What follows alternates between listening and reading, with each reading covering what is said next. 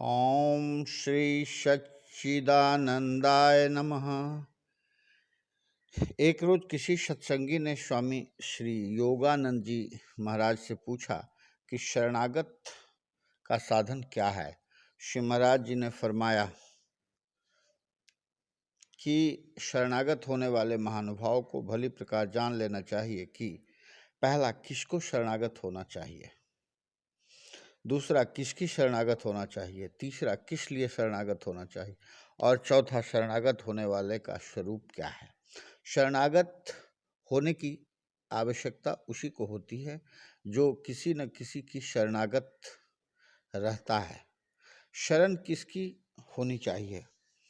जो स्वतंत्र हो, नित्य हो, अखंड हो, अनंत हो, सब प्रकार से पूर्ण हो, अनंत ज्ञान हो, जिसमें किसी प्रकार की कमी न हो, उसकी शरण होना चाहिए। यदि किसी प्रकार का दोष मालूम हो तो उसकी शरण नहीं होना चाहिए। जिसकी शरण होना हो उससे अभेद होने के लिए शरणागत होना चाहिए। शरणागति का स्वरूप क्या है? शरणागत होने वाला कर्ता तथा भोक्ता नहीं रहता। स्पर्श, रूप, रस, गंध आदि विषयों का त्याग कर परम तत्व सच्चिदानंद घन की शरण होकर इससे अभेद हो जाता है। यही शरणागत का स्वरूप है। जिस प्रकार पानी का बहाव रोक देने पर जहाँ से पानी निकलता था उतनी ही ऊंचाई पर अपने आप चढ़ जाता है, उसी प्रकार विषयों का त्याग करते ही विषयों का भोक्ता स्वयं अपने निज स्वरूप परम तत्व में अस्थायी भाव से स्थित हो जाता है। वह सब क्रिया करता हुआ भी सर्वदा असंग रहता है, ऐसा कथन महापुरुषों का है। 21 एक रोज इरशाद हुआ कि शरीर में गुरु बुद्धि और गुरु में शरीर बुद्धि करना परम भूल है। गुरु तत्व अनंत ज्ञान का भंडार है। गुरु और हरि, हरि और सत्य में कोई भेद नहीं। जो गुरु को प्राप्त कर लेता है वह सब कुछ प्राप्त कर लेता है। ज्ञान का जिज्ञासु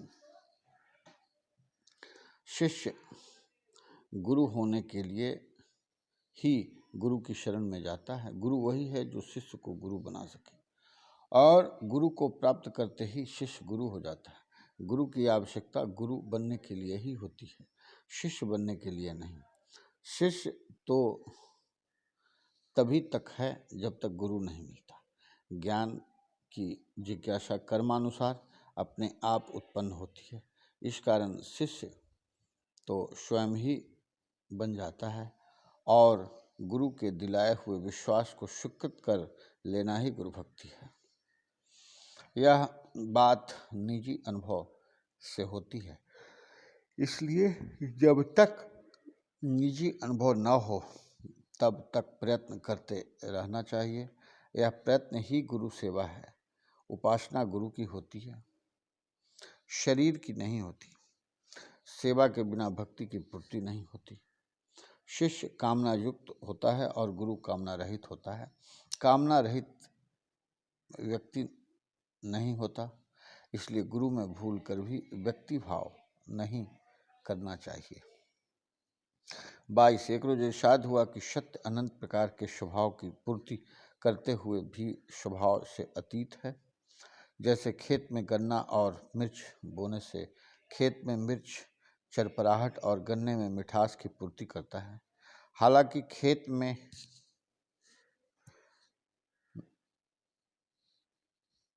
न तो चरपराहट है और न मिठास, इसी तरह से परमात्मा हर एक व्यक्ति के स्वभाव में स्थित होकर उसकी पूर्ति करता है।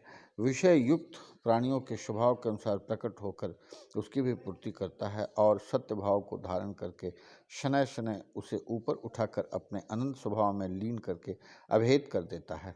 संसार अपने आप को सबसे विशेष सिद्ध करने में असमर्थ है। जब संसार को त्याग कर परम आत्मा की ओर देखोगे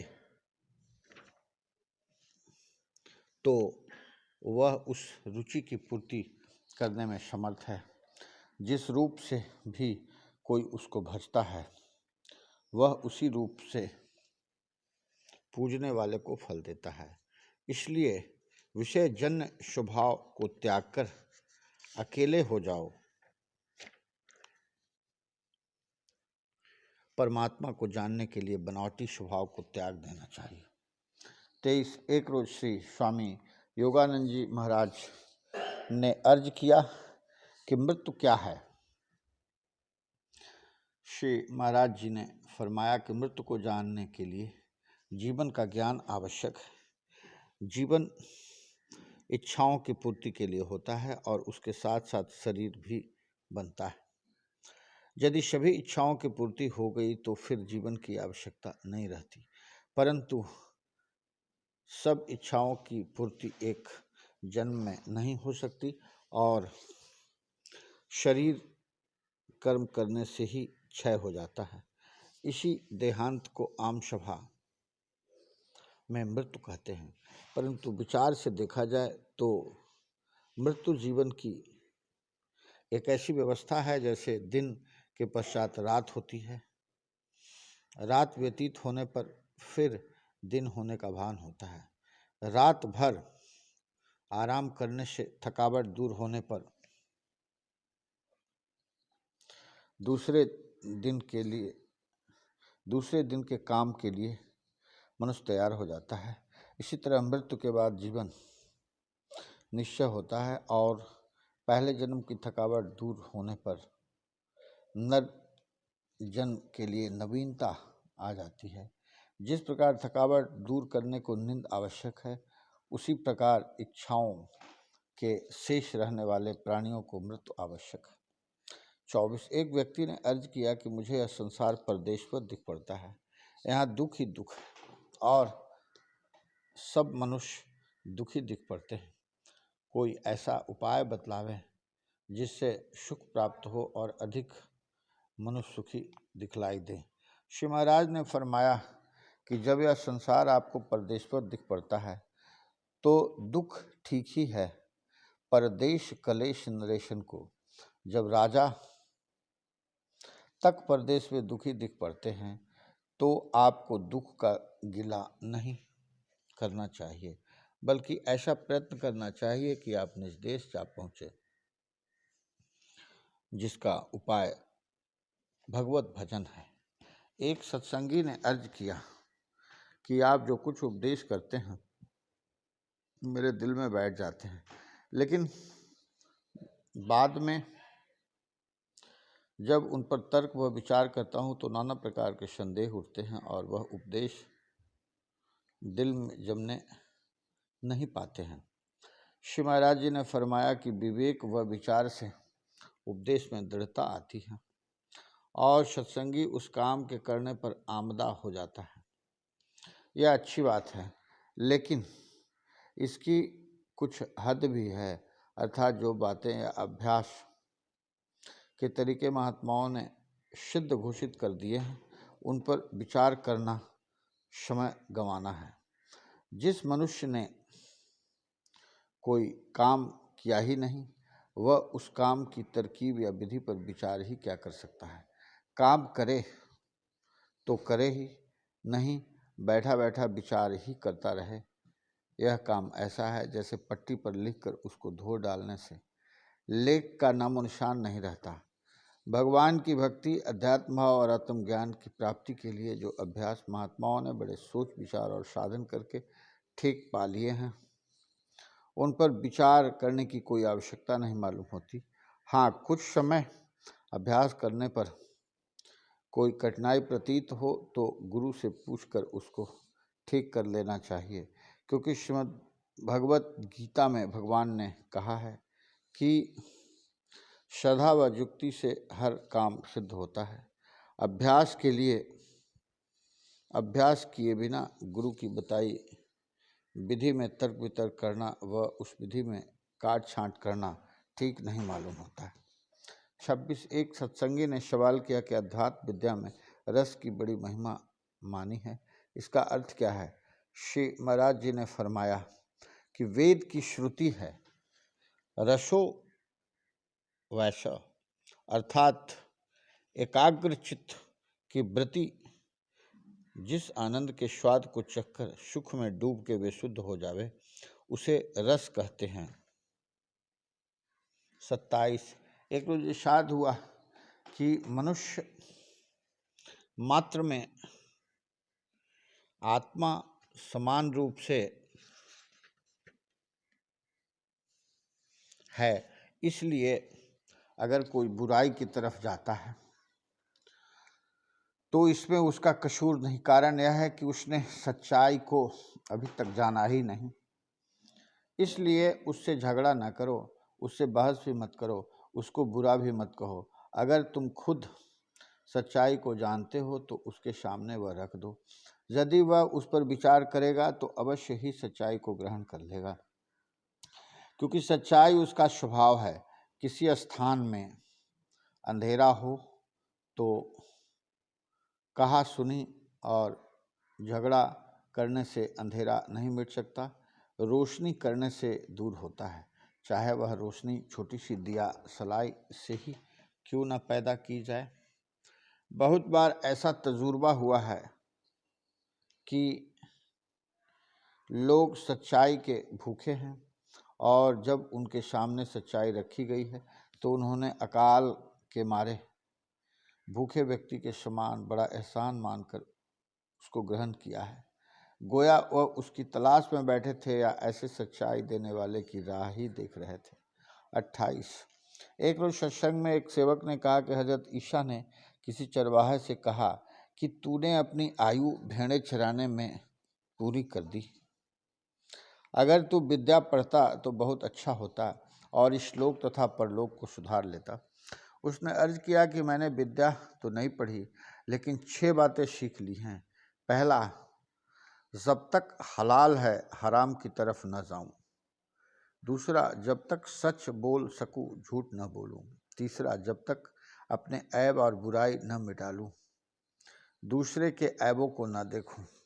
चौथा, जब तक मन को बिल्कुल न मार लूं, इसकी तरफ से निश्चिंत होकर न बैठूं। पांचवा, जब तक परमात्मा का खजाना खाली न हो तब तक किसी से न मांगूं। छठा, जब तक स्वर्ग में न पहुंच जाऊं तब तक परमात्मा के कोप से निर्भय होकर न बैठूं।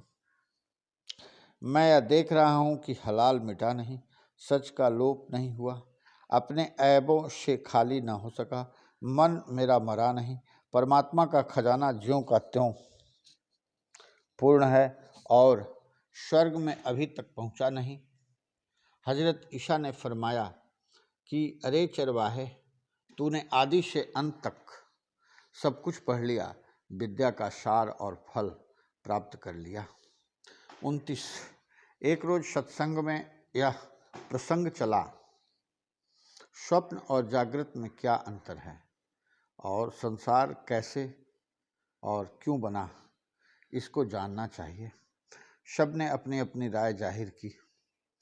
एक सेवक ने कहा कि माया को जानने की इच्छा करना दुख को न्योता देना है। शास्त्र इसीलिए लिखे गए हैं कि हम उनसे लाभ उठाएं। मार्कंडेय जी ने माया को जानने की इच्छा करके क्या लाभ उठाया था, जो और कोई माया को जानने की इच्छा करके उठाएगा। योग कहते हैं मेल को। अर्जुन ने विषाद द्वारा ही ज्ञान प्राप्त किया, इसलिए वह विषाद ही योग का कारण बन गया। इस प्रकार श्री कृष्ण भगवान ने 18 प्रकार के योग श्री गीता जी में कहे हैं। उनको सुनकर अर्जुन की बुद्धि चक्कर में पड़ गई और उसने कहा कि हे भगवान, कोई सीधी सी ऐसी बात बतलाओ कि जो मेरी समझ में आ जाए और मैं उसे कर भी सकूं। तब भगवान ने उसे शरणागत भाव का उपदेश किया, जो सबसे ऊपर है। जिस किसी ने उस भाव को अपनाया है वह बहुत सी बातों की उधेड़ बुन में क्यों पड़े। स्वप्न क्या है, जागृत क्या है, सुषुप्ति क्या है, ऐसी उलझन में पड़ना ठीक नहीं। जब यह निश्चय कर लिया कि सब संसार और सब अवस्था आदि उसी भगवान की बनाई हुई है, तो वह बा मतलब यानी अर्थपूर्ण लाभदायक ही है। यह भी मान लिया कि बनाने वाला अपनी बनाई हुई चीज़ों को ठीक से चलाना भी जानता है और ठीक तरह से चला भी रहा है, तो उसके जानने के लिए दिमाग बचाना बेकार सी बात है। जिज्ञासुओं को तो उसी निश्चय पर डटा रहना चाहिए। अहं त्वाम सर्व पापेभ्यः मोक्षयिष्यामि मा शुचः, यानी अध्याय 18 श्लोक 66। शरण लेने वाला सब पापों से मुक्त कर दिया जाएगा। 30। एक मनुष्य ने अर्ज किया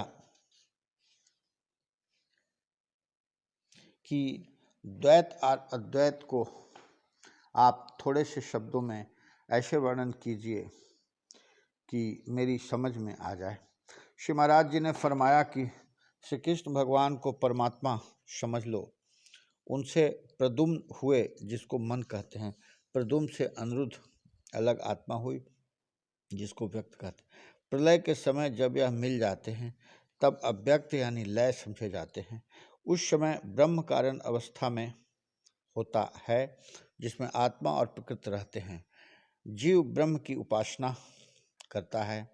जीव ब्रह्म नहीं, ब्रह्म का अंश है और अंश है जो अलग हो जाता है, इसलिए मेल करना पड़ता है।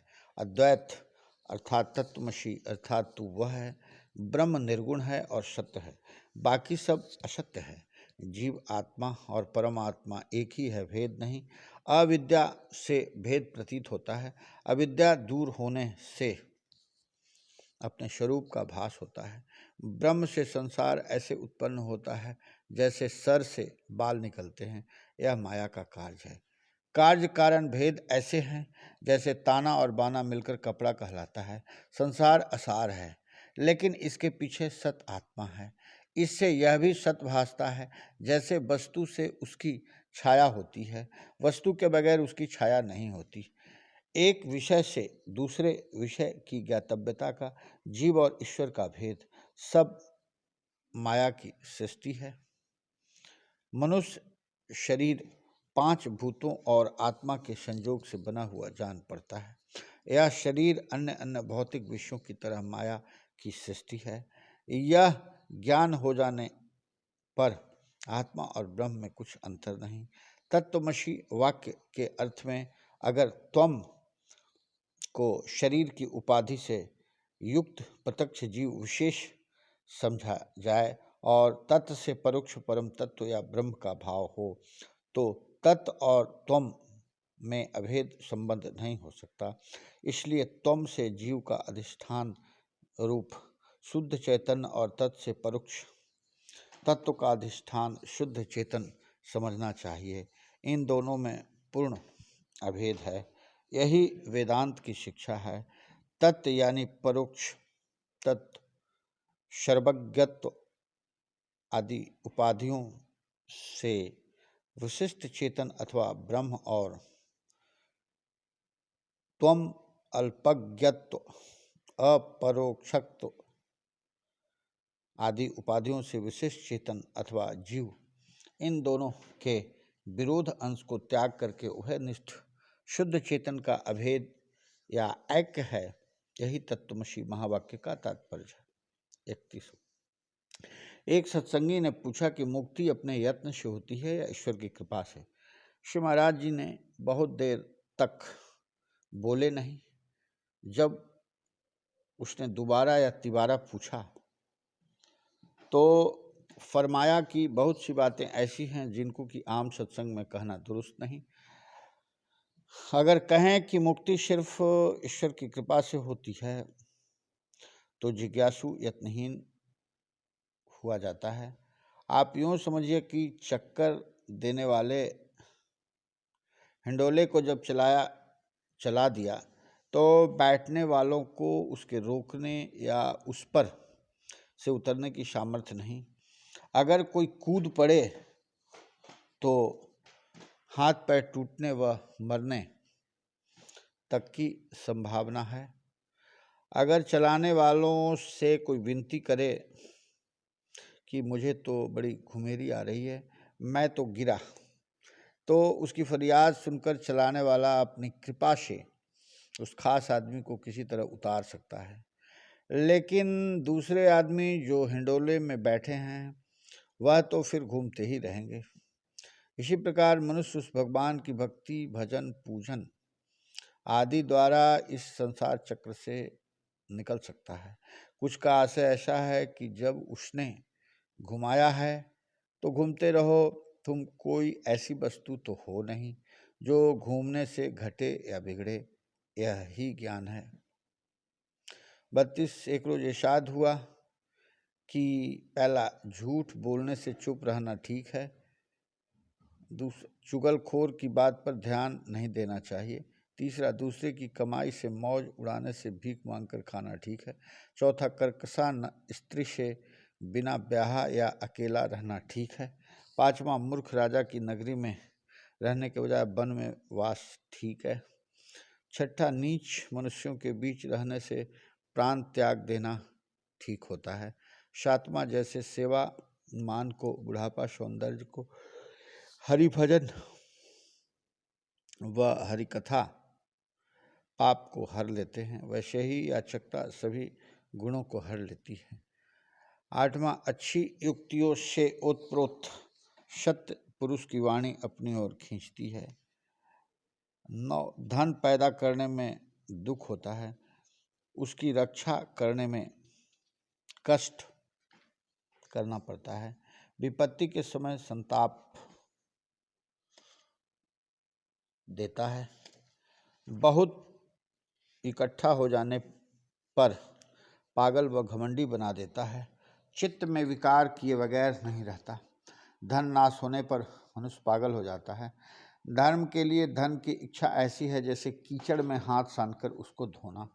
धनी को राजा, जल, अग्नि, चोर, भाई, बंधुओं से भय बना रहता है। सभी उसको नोचते हैं, केवल तृष्णा साथ नहीं छोड़ती। बड़े पढ़े लिखे तजुर्बेकार भी धन के लोभ में फंसकर दुख उठाते हैं। 10, बेकार, आलसी, भाग्यवादी और साहसहीन मनुष्य को लक्ष्मी उसी प्रकार आलिंगन नहीं करना चाहती जैसे बूढ़े पति को नववधु नहीं चाहती। 11, धन की रक्षा करके उसे शुभ काम में लगाना चाहिए। जिस धनी का जीवन भोग और दान के बिना बीतता है वह निर्जीव धौंकनी की तरह सांस लेने वाला है। 12, जैसा विश्वास सच्चे मित्र में होता है वैसा माता, पिता, भ्राता, स्त्री और पुत्र में भी नहीं होता है। राज्य, क्रांति, अदालत, स्मशान व मुसीबत में जो साथ दे वही सच्चा मित्र है। 13, शत्रु और मित्र दोनों पर दया करना साधु का ही काम है। 14, संबंधी 4 प्रकार के माने गए हैं: सगे संबंधी, वैवाहिक संबंध वाले, वंशज और आपत्ति से रक्षित। 15, सच्ची पत्नी वही है जो अपने पति को प्राण के समान समझे, घर के काम धंधे में कुशल हो, संताप वाली हो और पतिव्रता हो। 16, समझदार को चाहिए कि संशय त्याग कर अपने साध्य कार्य का साधन करे। 17, विद्या से विनय, विनय से योग्यता, योग्यता से धन, धन से दान और धर्म होता है। जिस विद्या से विनय न पैदा हो, जिस धन से धर्म न बन पड़े, वह व्यर्थ होते हैं। 18, मनुष्य को चाहिए कि पीठ से सूर्य का, पेट से अग्नि का, सब प्रकार से स्वामी का और माया रहित होकर परलोक का सेवन करे। 19, जिस प्रकार पत्थर को ऊपर चढ़ाने में परिश्रम करना पड़ता है उसी प्रकार सूरत को ऊपर चढ़ाने में यत्न करना ठीक है। पत्थर को नीचे गिराने में आसानी होती है, सूरत अपने आप नीचे गिरती है। 33। एक शख्स ने अर्ज किया कि भक्ति और ज्ञान में क्या अंतर है, थोड़े शब्दों में बताइए। श्री महाराज जी ने फरमाया कि बिना मनन के स्वरूप में श्रद्धा व प्रेम भक्ति है और मनन और विचार से स्वरूप का निश्चय करना ज्ञान है। एक दिन एक सेवक ने अर्ज किया कि भजन में वृद्धि नहीं होती, इससे जी घबराता है, कृपा करके कुछ बतलाइए। श्री महाराज जी ने फरमाया कि बालक 5 या 6 वर्ष की आयु में पढ़ने बैठता है, 16 या 17 वर्ष की आयु तक 10वीं या 12वीं पास करता है। प्रत्येक वार्षिक परीक्षा में विद्यार्थी के अध्ययन का पता उसके परीक्षा फल से चलता रहता है। यदि इसी प्रकार से योग विद्या में भी परीक्षा होती रहती तो उसका भी पता चलता रहता कि साधन में उन्नति की है या नहीं। आप अपने दिल से बताइए कि जिस दिन आपने उपदेश लिया था उस दिन से आज तक क्या आपकी वही पहले वाली हालत है? यदि उसमें कोई परिवर्तन नहीं है तो अभ्यास छोड़ दीजिए। यदि कुछ परिवर्तन महसूस करते हैं तो और आपका मन भी यह माने कि हाँ कुछ वृद्धि हुई है तो अभ्यास को करते रहिए। जब साधारण विद्याएं और भाषाएं सीखने में या गाना बजाना सीखने में 15-20 वर्ष लग जाते हैं तो ब्रह्म विद्या का ज्ञान वर्ष 2 वर्ष में कैसे पूर्ण हो सकता है? सच पूछिए तो यह मामला 10-20 या 50 वर्ष का नहीं है, बल्कि यह तो जन्म जन्मांतरों का काम है। जिस व्यक्ति को इतना धीरज हो वह इस मार्ग पर पैर धरे। ब्रह्म विद्या के प्राचीन साधन यह हैं: हठ योग, लय योग, मंत्र योग तथा राजयोग आदि। उनमें खट चक्रों का शोधन, कुंडलनी को जगाना, अजपा जाप, भ्रिकुटी ध्यान, त्रिकुटी ध्यान, प्राणायाम, अनहद शब्द तथा ध्यान आदि किया जाता है। वैसे तो यह सब तरीके एक ही हैं, सभी उसी परमात्मा से मिलने के मार्ग हैं।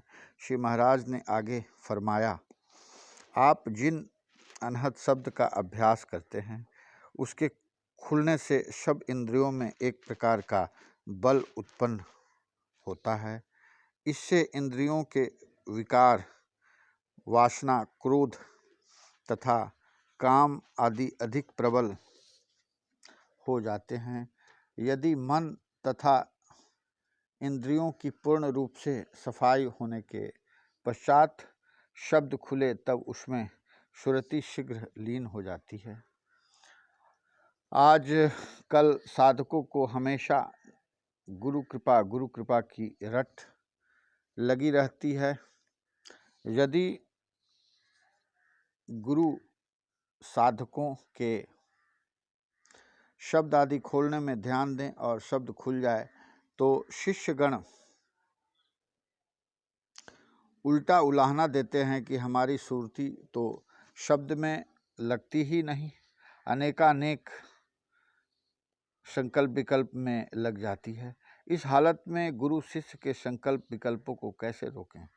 यह तो वही मशल हुई कि करे आप लगाए दूसरों को। सबसे सुगम मार्ग ध्यान का है। ध्यान उसका करना चाहिए जिससे प्रेम हो, परंतु प्रेम काम चेष्टाओं का न हो। महापुरुषों ने विचार पूर्वक गुरु का ध्यान निश्चित किया है। जिसे गुरु से प्रेम न हो वह ध्यान कैसे कर सकता है? यदि करे भी तो पूरा लाभ नहीं हो पाता। यदि गुरु अपना ध्यान करना बताए तो अश्रद्धालु मनुष्य दिल लगी उड़ाते हैं कि अपना ही लेना, अपना ही सेवा, अपना ही ध्यान, सब कुछ गुरु ही तो हो गया, सब कुछ गुरु ही हो गया जो बताने की बात थी। साथ ही जो आपके वास्ते मुनासिब समझी वह आपको बता दी है, और अब और जो बात अपने हित की समझो कहो, ताकि हम आपको बतला दें। हमसे जो कुछ और पूछना चाहते हो पूछ लो। मनुष्य को एक ही रास्ता अपना लेना चाहिए, एक ही साधे सब सधे, सब साधे सब जाए। यदि आपको बहुत बातें सीखने का शौक है तो भगत जी से पूछ लो। श्री भगत जी इन्हें और कोई तरीका बतलाइए। भगत जी ने कहा, मालिक का कोई नाम नहीं है, इसलिए उसे अगम अनामी कहते हैं। शब्द स्वरूप, प्रेम स्वरूप और आनंद स्वरूप है, सर्वव्यापक है। उसका दर्शन बाहर नहीं होता, अंदर में ही होता है। यह उसी प्रकार है जैसे सूर्य और उसकी किरण, इसी प्रकार से मैं और तू। सुरति रूप कुल मालिक का अंश है। अंश और अंशी के मेल से आनंद उत्पन्न होता है। यह मिलाप सुरति शब्द योग से ही होता है। इससे बढ़कर रास्ता दिखलाने वाला, अंधेरे में उजाला करने वाला और कोई मार्ग नहीं है। आपको श्री महाराज जी ने यह बतला ही दिया, जो कोई इस अभ्यास से अपनी सुरति को त्रिकुटी से परे पर ब्रह्म पद और 10वें द्वार में पहुंचाता है, उसी को साधु या गुरु कहते हैं। जो सुरति को मालिक के धाम में पहुंचाता है वह संत सदगुरु कहलाता है।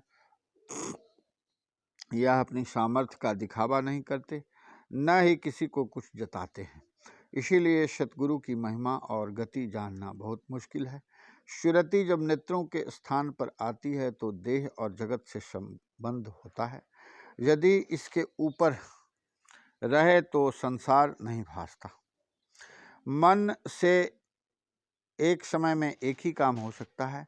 जब शब्द के सुनने में मन न लगे तो ध्यान में लगाओ। जब ध्यान अच्छी तरह न हो सके तो स्मरण या अजपा में मन को लगाओ। यह भी न हो सके तो प्रेम से कोई भजन इत्यादि गाओ। फिर भी विचार न बदले तो प्राणायाम के आधार पर नाभि चक्र पर ओम, हृदय चक्र पे तत्, कंठ चक्र पे सत और सहस्त्रदल कमल पर सिंह की ध्वनि को समाप्त करो। अंदर ही अंदर या थोड़े शब्द के साथ या ध्वनि के साथ करो, या हृदय चक्र पर ओम, कंठ पर तत्, सहस्त्रदल कमल पर सत और त्रिकुटी पर सिंह की ध्वनि से समाप्त करो। इस तरह करने से विचार अवश्य बदल जाएगा। यदि फिर भी न बदले तो खड़े होकर टहलो और फिर अभ्यास में लगो। फिर भी मन न लगे तो उस समय अभ्यास छोड़ दो, किसी और समय करो। यह मन जन्म जन्मांतरों से वासना में पड़ा है। बहुत यत्न और अभ्यास से ही वासना रहित होगा। कनिष्ठ अधिकारी को बहुत समय तक अभ्यास करने से लाभ होता है। मध्यम अधिकारी को बहुत समय तक सत्संग करना पड़ता है, तब उसका मन आंतरिक अभ्यास में लगता है। उत्तम अधिकारी अपनी संभाल हर समय रखता है। उससे यदि कुछ भूल भी हो जाए तो शीघ्र ही संभल जाता है।